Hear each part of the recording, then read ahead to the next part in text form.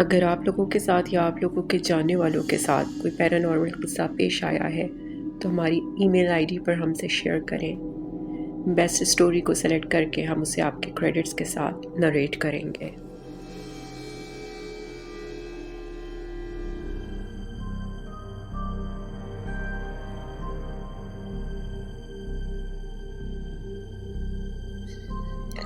سچ کہتے ہیں کہ وقت پڑ لگا کر اڑتا ہے۔ میری حمیرہ نے میٹرک کر لیا، وہ جوان ہو گئی۔ وہ اتنی خوبصورت تھی کہ ہر روز میں اس کی نظر اتارتی۔ ذہانت تو اسے ورثے میں ملی تھی۔ وہ اکثر مجھ سے اپنے باپ کے بارے میں پوچھتی تو میری آنکھیں بھیگ جاتی، پھر خود ہی میرے گلے میں بانہیں ڈال کر کہتی، امی آپ نے مجھے اتنا پیار دیا ہے کہ کبھی باپ کی کمی محسوس نہ ہوئی، اور میں بے اختیار اسے گلے سے لگا کر پیار کرتی۔ جب وہ ایف اے میں داخل ہوئی تو حویلی میں کچھ عجیب و غریب واقعات رونما ہونے لگے، لیکن اتنا طویل عرصہ میں نے اس حویلی میں گزارا، مجھے کبھی کوئی خوف محسوس نہیں ہوا۔ صرف آج کل مجھے محسوس ہوا کہ جیسے حویلی میں ہمارے علاوہ کوئی تیسری نادیدہ ہستی بھی موجود ہے جو حمیرہ کو نقصان پہنچانا چاہتی ہے۔ اکثر جب حمیرہ چائے بناتی تو اس کے دوپٹے کا پلو آنکھ پکڑ لیتا۔ وہ خوفزدہ ہو کر دوپٹہ دور پھینک دیتی۔ ایک مرتبہ چائے کی ٹرے ہاتھوں میں پکڑے جب لاؤنج میں داخل ہونے لگی تو نہ جانے کیا ہوا کہ اس کا پاؤں پھسلا اور ٹرے اس پر آ گری۔ اس کے جسم پر گرم گرم چائے گری۔ وہ تو خدا کا شکر ہوا کہ جسم زیادہ نہیں جلا، صرف ہاتھ کہنیوں تک جلے، لیکن اسے بہت زیادہ تکلیف ہو رہی تھی۔ میں اسے اس حالت میں دیکھ کر رو پڑی۔ ماں تھی نا، کلیجہ منہ کو آ جاتا تھا جب میری بچی کو چھوٹی سی خراش بھی آتی۔ بہرحال پھر میں نے حمیرہ کے کچن میں گھسنے پر پابندی لگا دی اور خود سارے کام کرنے لگی۔ حمیرہ کالج ایک بس میں جاتی تھی۔ ایک مرتبہ اس کی بس کو حادثہ پیش آ گیا اور وہ سڑک کی سائڈ پر لگے ہوئے ایک تناور درخت سے ٹکرا گئی۔ لیکن حیرت کی بات تو یہ تھی کہ بس میں کسی اور لڑکی کو خراش تک نہ آئی، صرف حمیرہ زخمی ہوئی۔ اس کی دائیں ہاتھ کی شہادت والی انگلی ٹوٹ گئی اور کہنیوں پر بھی خراشیں آئیں۔ میں ان واقعات کی وجہ سے بہت زیادہ پریشان تھی۔ مجھے سمجھ نہیں آ رہا تھا کہ اپنی بیٹی کی حفاظت کیسے کروں۔ مجھے اکثر لاؤنج کے آتش دان کے پاس رات کی تنہائی میں کسی کی موجودگی کا احساس ہوتا تھا۔ ایک مرتبہ میں رات کو کچن سے پانی لینے کے لیے وہاں سے گزری تو یوں لگا جیسے آتش دان کے قریب میں کوئی دھیمی آواز میں رو رہا ہے۔ حمیرہ کا خیال آتے ہی میں اندر داخل ہو گئی۔ اندر گپ اندھیرا تھا۔ کھڑکی سے چاند کی روشنی کمرے میں ایک لکیر کی صورت داخل ہو رہی تھی۔ اس روشنی میں میں نے دیکھا کہ ایک سایہ زمین پر آتش دان کے بالکل سامنے بیٹھا تھا۔ حمیرہ، میں نے پکارا تو وہ سایہ ایک دم غائب ہو گیا، جیسے وہاں کوئی تھا ہی نہیں۔ میں نے خوف سے جھرجھری لی اور حمیرہ کے کمرے کی طرف بڑھ گئی۔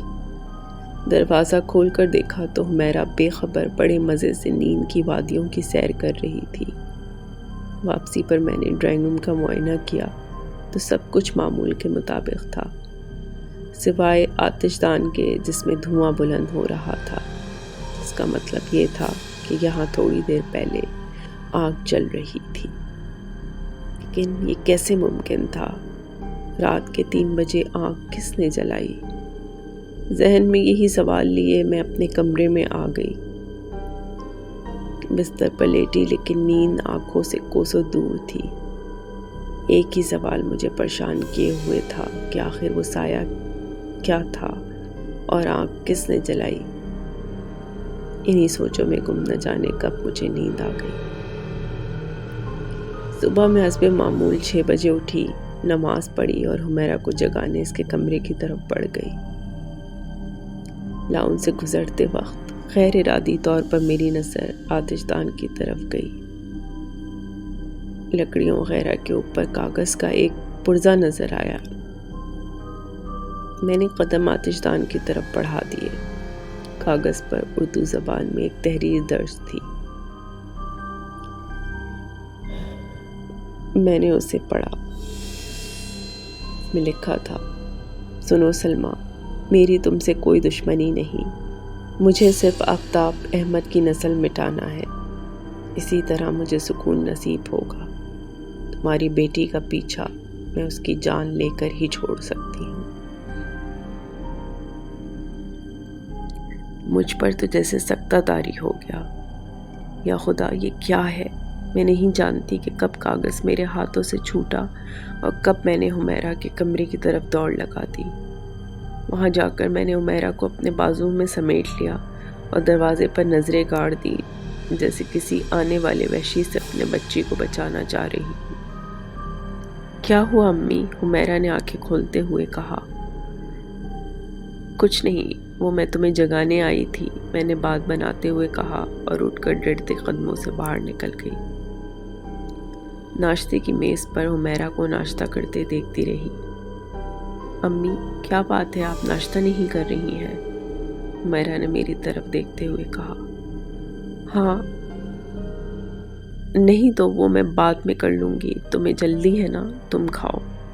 ناشتہ کر کے وہ اٹھی اور باہر گیٹ کی جانب بڑھ گئی، اور میں بیٹھی خلاؤں میں گھور رہی تھی۔ اچانک مجھے خیال آیا کہ کیوں نہ حمیرہ کو لے کر شہر چلی جاؤں، لیکن اس کے فائنل ایگزامز ہونے والے تھے، وہاں کس کالج میں داخل کروں گی؟ حمیرہ کا تو سال ضائع ہو جائے گا۔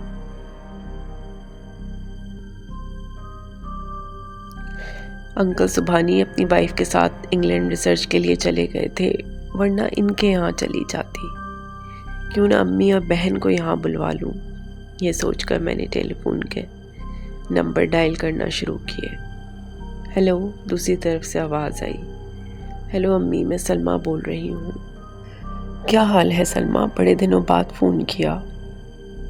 حمیرہ کیسی ہے؟ وہ بالکل ٹھیک ہے امی۔ بیٹی، تم کچھ دنوں کے لیے آؤ نا، تمہارے ابو بہت یاد کرتے ہیں تم لوگوں کو۔ امی، وہ حمیرہ کے امتحان ہونے والے ہیں، اس کے بعد آؤں گی۔ آپ کیوں نہیں آ جاتی کچھ روز کے لیے میرے پاس؟ میں نے کہا تو وہ بولی، ارے بیٹا کیا بتاؤں، وہ تمہارا بھائی تھیسس میں مصروف ہے۔ اچھا امی، وہ عائشہ کہاں ہے؟ بیٹا وہ اپنے دوستوں کے ساتھ کالج ٹور پر مری گئی ہے، 1 ہفتے بعد لوٹے گی۔ اچھا امی، میں حمیرہ کے امتحان کے بعد چکر لگاؤں گی، آپ ابو کو سلام دیجیے گا۔ صحیح بیٹا، حمیرہ کو میرا پیار دینا۔ جی اچھا امی، اللہ حافظ۔ اور میں نے ریسیور کریڈل پر رکھ دیا۔ سارا دن بس یہ سوچتے گزر گیا کہ کیا کروں۔ رات ہوئی تو ڈر و خوف نے آن گھیرا۔ میں نے آج جاگنے کا فیصلہ کیا۔ میں نے سوچا کہ آج اس سائے سے یا وہ جو کوئی بھی ہے اس سے 2 ٹوک بات کرنی چاہیے۔ حمیرہ کو اس کمرے میں سلا کر میں اپنے کمرے میں آ گئی، لیکن میں جاگتی رہی، جائے نماز پر دیر تک اپنے رب سے رحم کی بھیک مانگتی رہی۔ رو رو کر میری آنکھیں تھک چکی تھیں۔ آخرکار میری بچی کا کیا قصور ہے؟ کیا بگاڑا ہے اس کا جو وہ مجھ سے میری بچی کو جدا کرنا چاہتے ہیں؟ کون ہے وہ اور کیا ہے وہ؟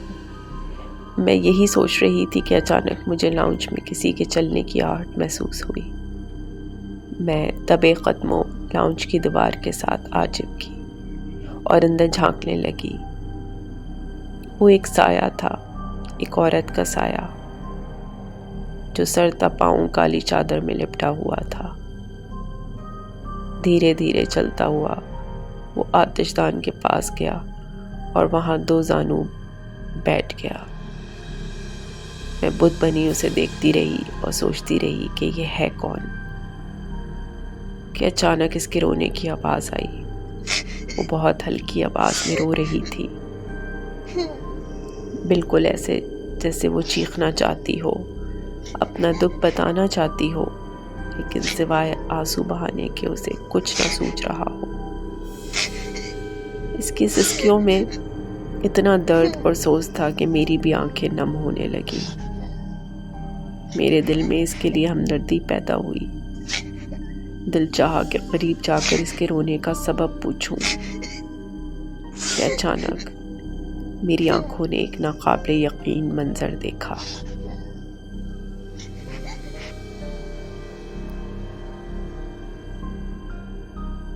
اگر آپ کو یہ سٹوری پسند آئی ہے تو پلیز لائک، سبسکرائب اور شیئر ضرور کریں، اور مجھے کمنٹس میں بتائیں کہ آپ کو اس سٹوری میں کیا اچھا لگا اور کیا نہیں۔ آپ کی سپورٹ کا بہت بہت شکریہ۔